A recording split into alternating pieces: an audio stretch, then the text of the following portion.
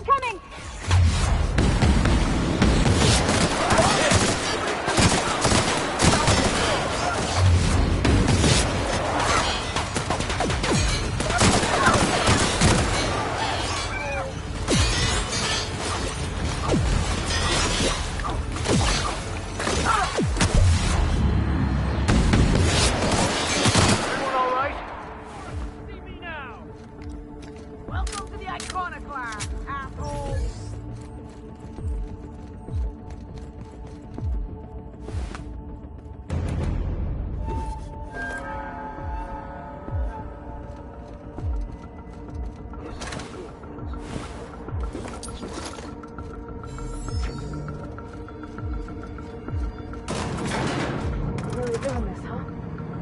Everything in my life has been leading up to this point. I believe I am ready for this. As always,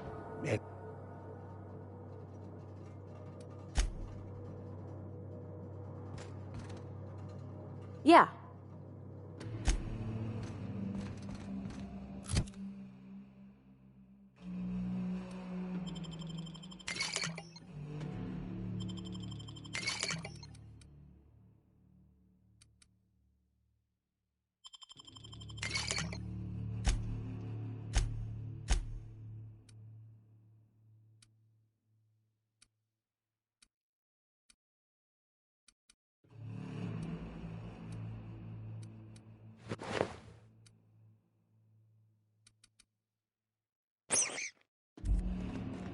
Captain, words cannot express the extent of my disappointment.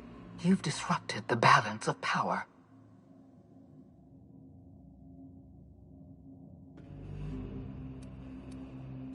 Typical. Running your mouth in the middle. The force of your personality is well done. I should have dealt with you a long time ago.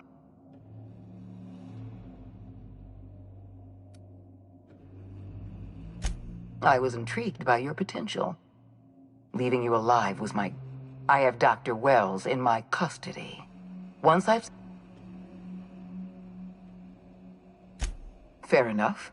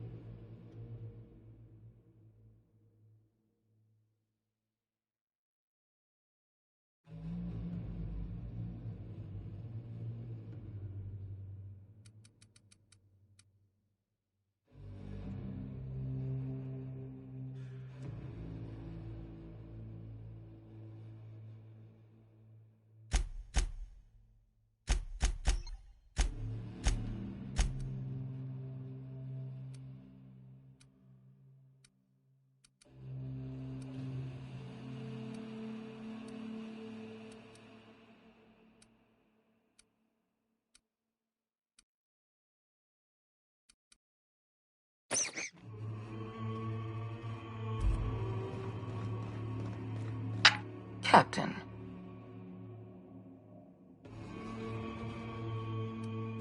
Do you imagine you're...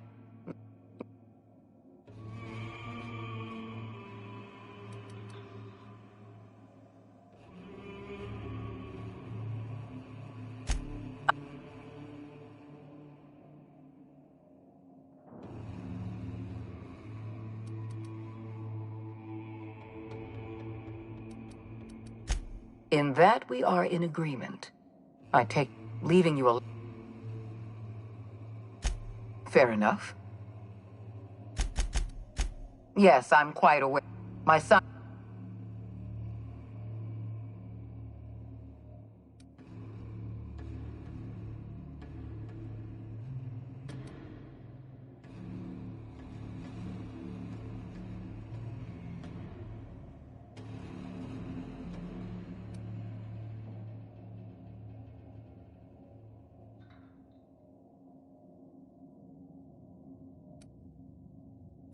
That isn't true.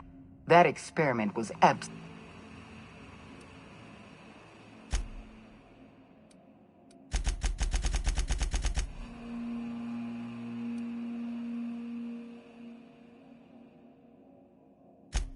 it's true. Are you... We're going to have to start all over. You were always an unknown variable.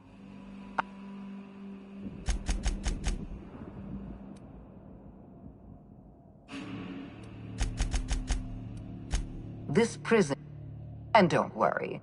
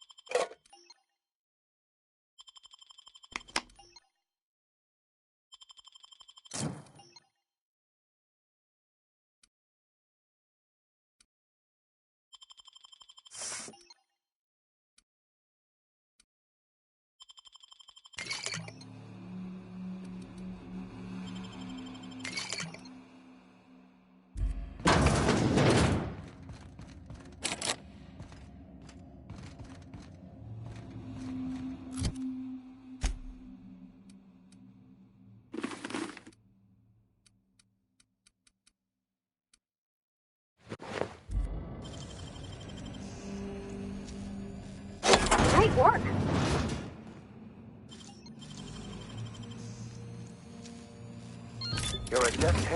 snag pick.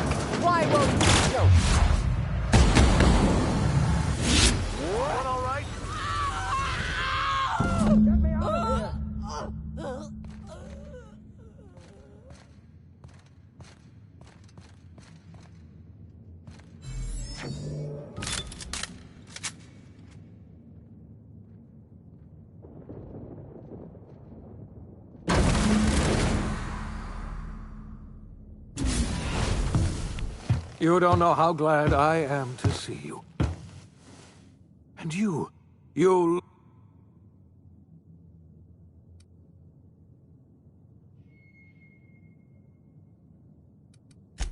What? Break into the most heavily guarded facility in the most hostile... You've broken the board's stranglehold on this colony, and... You and I...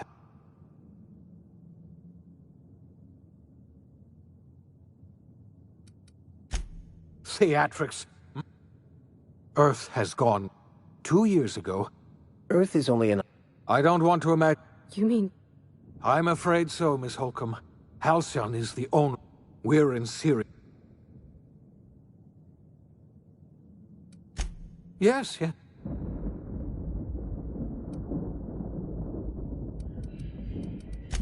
I heard she was half... I don't know what happened, but something must have gone horribly wrong. I don't know why Earth's gone silent. I don't even know if Earth exists anymore. We have no connection back to Earth, and return is likely impossible. We're completely alone out here. You might have heard of the Earth Directorate's frigate. Half the colony's entire military was on that ship. They were returning to Earth when they vanished without a trace. That was 2 years ago. We haven't heard a word from them since. Whatever happened to Earth likely happened to them. Yes, Akande mentioned as much. Earth hasn't sent us a single message in 3 years. No one knows why.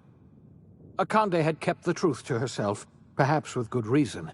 Can you imagine what would have happened if word got out? We'd have utter pandemonium.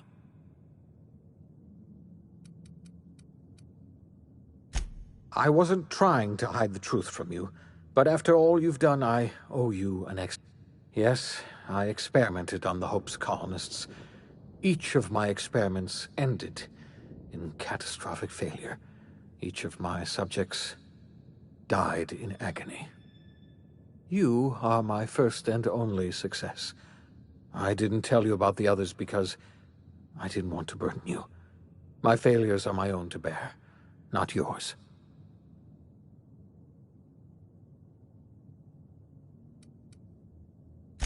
You have every right to think of me that way.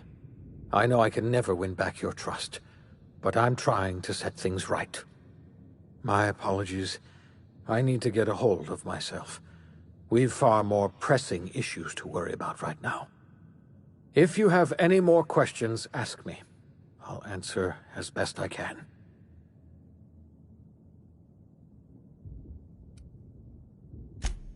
Yes, we do. You've done a marvelous thing. You've succeeded where anyone else would have failed, including me. We must begin the revival process immediately, starting with the Hope's brightest minds, and then we're going to fix this damn colony, one problem at a time. We're going to need a leader, and I can't imagine a better person for the job than you. What do you say, old friend? Will you help us?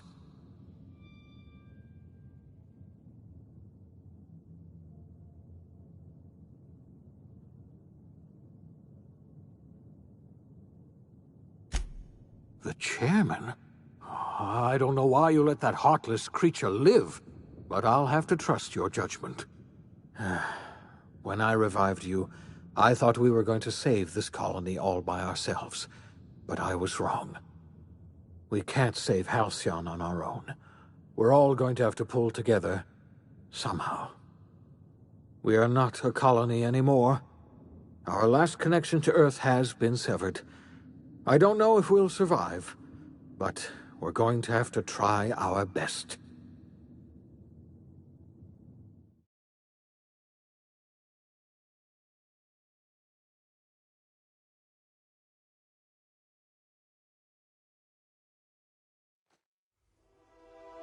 The OSI teaches that everything in the universe happens according to the grand plan.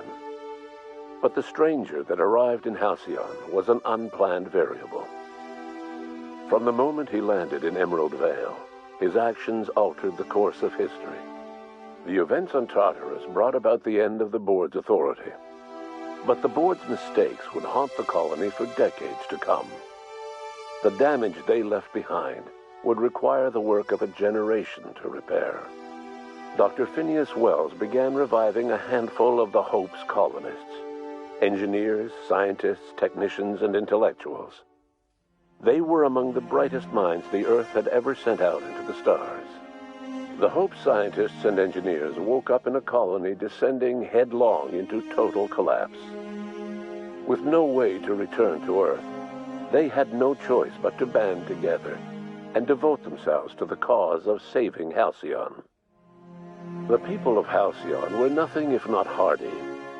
In the absence of the board's authority, many of the colony's settlements banded together with a single purpose in mind: survival. Life was especially hard in the years to come. Some towns dissolved by attrition and starvation, but most of them found a way to carry on. In the years to come, Halcyon was forced to reckon with its newfound freedom. The board was gone, and for better or worse, the colony was responsible for its own destiny. As the colony struggled to survive, the inspirational story of the iconoclasts spread like wildfire, and Graham was able to bring many of the smaller Terra-2 townships into the fold.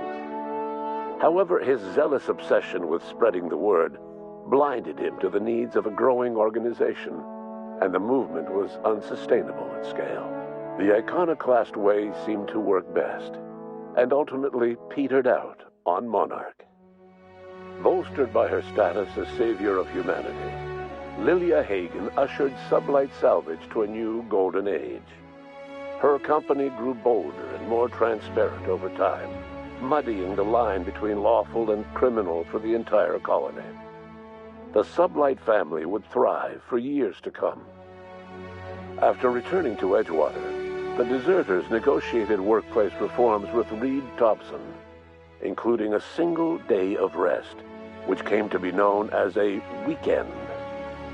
As the world around him changed, Thompson found himself pining for the old days. He was known to spend his weekends in the cantina, nursing one of the few remaining bottles of Zero-G, and repeating to himself, "It's not the best choice, it's Spacer's choice." As for Adelaide McDevitt, she tended to her garden in solitude for another year before passing away. Her body was discovered some months later when Reed Thompson paid her a visit in an effort to make amends. Her remains were buried in a place of honor underneath the floor of the Edgewater Cannery. Reed believed this was what she always wanted. Under the leadership of Junlei Tennyson, the groundbreaker held firm against corporate influence. The ship's mechanical stability gave Junlei the time to educate a promising generation of engineers schooled in her family's traditions. The future of the groundbreaker looks promising. The rediscovery of the Hope and the abandonment of the lifetime employment program forced Byzantium to come to terms with some uncomfortable realities about the state of Halcyon. While Byzantines were reluctant to surrender the luxuries they'd grown accustomed to, the board's diminished authority gave them little choice in the matter. Nearly everyone had to learn to make do with less. Some even had to get jobs. It was a dark time indeed. Your influence further cemented Ellie's perspective. She understood she could never truly rely on others, so she set about making sure she wouldn't have to. With a steady income from the life insurance payouts, she was finally able to afford a ship of her own. She enjoyed a long and infamous career running missions across the system. Some of them were even legal. Life in Halcyon was sobering for Felix Millstone. The grand revolution he dreamed of never came. There was no great awakening for the colony, no celebrations in the streets. There was only the hard, desperate work of trying to repair a broken colony. Felix never had a head for numbers, but if there was labor to be done, he was there to help. Eventually, Felix realized that the work of a revolution was done with two hands. As much as he enjoyed his adventures aboard the Unreliable, the vicar, known as Max, eventually decided that it was time to move on, to live out the life he had sought so long to create. He knew there were many in the colony who carried burdens much worse than the ones he had struggled with, and he devoted himself to easing their suffering wherever he could. He only ever took up arms again to defend the defenseless. Unshackled from a lifetime of striving and fighting the universe and himself, Vicar Maximilian de Soto was finally at peace.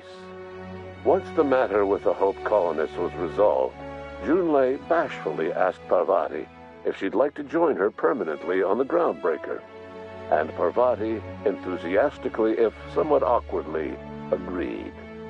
The stories of her adventures spread across the colony, and Parvati soon found herself the center of attention. Having served as the engineer of a renowned spacecraft, tramp freighters and wildcat miners sought her out by name, and in no time, she was a fixture in the Groundbreaker's mechanical ecosystem. She and Junlei were never far apart. Nyoka returned to Monarch to take another crack at making a permanent life for herself. She formed the Charon Group, a mercenary outfit of ragtag survivalists and wilderness experts. Anyone in need of a guide or just looking to throw back a beer and swap stories could find her camping on the trail or clearing an infestation. The SAM unit that accompanied you spread awareness of the product line's superior sanitation and maintenance capabilities across what was left of the colony. This led to a boost in SAM unit sales. Did you know that SAM units are the longest-lasting, toughest-acting cleaning solution in Halcyon? Minister Clark was released from house arrest, and his contact with you gave him a sense of renewed purpose and vigor. Once it became clear that no help would be coming from Earth, He threw his considerable efforts and talents into helping Halcyon manage the crisis before it. Chairman Rockwell served as the public face for the changes in Halcyon to come. Whenever you needed strings pulled or a voice to sell a policy change, Rockwell was only too happy to oblige. As for Dr. Phineas Wells, he spent his remaining years in his orbital lab. Though he was always haunted by the failures of his past, he was determined to make things right by building toward the future. Dr. Wells was able to revive many more scientists and engineers than he first expected, thanks to the additional batch of chemicals you stole from the ministry. Wells never forgot about the human lives that were lost in acquiring these chemicals. The revival project was hard and painful work, but in the end, despite limited resources, over half the Hope's colonists were successfully revived. Even after Wells passed away, the Hope scientists and engineers worked night and day to pull Halcyon from the brink of collapse. Their efforts continue to this day, which may be reason enough for optimism. Dr. Wells laid the groundwork for the project to save the colony, but he would never live to see the fruits of his labor. He passed away a few years later. His work was carried on by the scientists and engineers he revived. Life will never be the same in Halcyon. It is widely agreed that the colony has a chance of stabilizing within a generation, owing to the hard work and determination of the surviving colonists. Recovery is a distant goal, and the path is long and uncertain. But the people of Halcyon carry on, determined as ever. And what about you, the unplanned variable in the history of Halcyon? You brought an end to the chaos on Tartarus and made Chairman Rockwell your own puppet, a role he was all too eager to play. The colony never realized you were the true power behind the new administration. By acting vicariously through agents and third parties, you controlled Halcyon from the shadows. As a result, Halcyon survived the turbulent years that were to follow. No one knows what's happened to Earth, and no one knows what the future has in store for Halcyon. All we know for certain is this: the name of the Unreliable and that of its intrepid captain will remain the subject of countless stories for years to come.